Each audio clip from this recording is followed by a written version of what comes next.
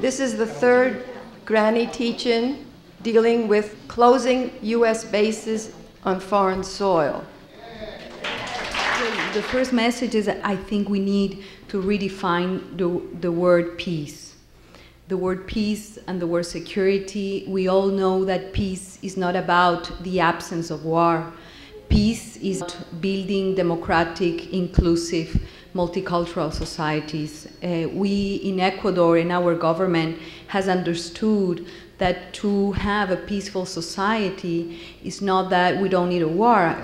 Ecuador hasn't had a war for a long, long time, but for us, the only way to build a peaceful society is about social justice and about equity and about environmental sustainability. And that for us is extremely important. The second issue is that, of course, Ecuador is one country, but we communicate with other countries. We share ideas. We know that we have, it is time for us to build our own destiny. And on that front, one of the things when we started the campaign of our compañero presidente Rafael Correa, one of the issues was to end the contract that Ecuador had to keep the Manta military base in Ecuador. And at the time I had the fortune to be the foreign minister, and I have to say that that was one of my key struggles. I made sure in the 3 meetings I had with Secretary Rice to make that statement and to let her know that Ecuador is a sovereign country. Above all, it is a peaceful country. And it wasn't only a decision of compañero Rafael Correa or myself as foreign minister. It was the dream and the will of the Ecuadorian people, because we are a peaceful country. And fortunately, the contract of Manta ends in 2009, and it's going to end in 2009. Beyond all the pressure we have received, and believe me, I cannot share with you all the details, but we have received great pressure to maintain and to renew the contract for 10 more years. And of course, we're not going to do that. The ambassador talked very briefly about the difference between Ecuador and Colombia. And I think Colombia more and more has become the model of how the U.S. is trying to project its power in a region that is fast slipping out of control.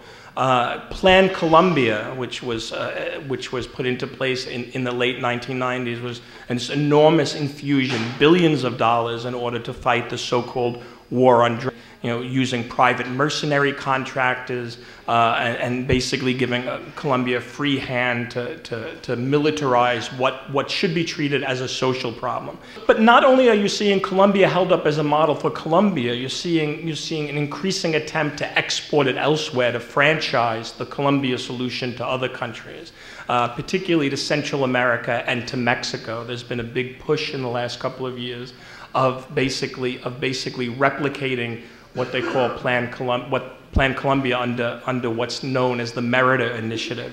I think is pretty much gets at the heart of how Washington has sought to counter this rise of democracy and expansion of democracy in Latin America. It's basically trying to turn Mexico, Central America, and Colombia into a security zone, a militarized security zone, integrated in terms of energy, in terms of communication, in terms of roads. It's a number of different mechanisms, not just the Merida Initiative, but things like Plan Puebla-Panama, which is an integrate Central America, Colombia, and Mexico in terms of its electric grids, in terms of its oil refining potential, in terms of its communication and road networks. You have things like the Merida Initiative, which is specifically an attempt to militarize Mexico's growing problem with drugs, which incidentally is caused by is a direct consequence of the war on drugs. And you have other things like the Peace and Prosperity Partnership, which Secretary of State for Latin America Thomas Shannon, in a moment of candor, described it as armoring NAFTA. basically providing this kind of militarized infrastructure in order to contain dissent against this failed policy of neoliberalism. United Technologies, Blackwater. There's a lot of money that's been floating around from the Iraq War and the Afghanistan War that's being rat-holed by some of these corporations, that they're going to be bringing it out to put pressure on the new president of the United States to say, you really need to keep these plans in play. We know better than you. You're just a short-term senator, and gosh, you haven't been president for very long, so let us tell you what the plan really ought to be. There are a lot of things that we need to be very, very watchful of as this transition to what I believe will be a tremendous presidency. But it's only going to be tremendous when we, the people, are very watchful and vigilant about what's going on. The military has a lot of, and peacetime engagement is one of them, although we don't seem to be at peace right now. War on drugs, war on terror, humanitarian and civic assistance, disaster assistance.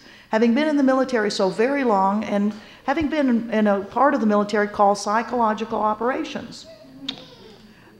An orchestrated attempt to turn people's views of what's really going on, to make whatever the United States does look more favorable in the eyes of the people that are kind of the victims of it. I would say we the people of the United States, we know that psychological operations are being used on us. We know that the political parties are using it. We know that the military is using it. This idea of how are you going to get 100,000 more people to join up with the military, which is Barack Obama's, one of his ideas. How are you going to do it? How are you going to tempt young men and women to go into the military where the recruitment rates are so low already? What are you going to do there? All what they're going to be doing in the most generous, benign terms, and you're going to offer them lots of money. So as a final comment, I know that many of you all are involved not only in true U.S. out of bases throughout the world, but you're also a part of truth in recruiting, counter recruitment in the high schools here. So I want you to, I plead with you, don't stop your efforts on this. The militarization of our own country and the militarization by the United States of the rest of the world is something that we have to continue to fight against, even with this new presidency. So thank you very much. It's a pleasure to be here with you again. Thank you.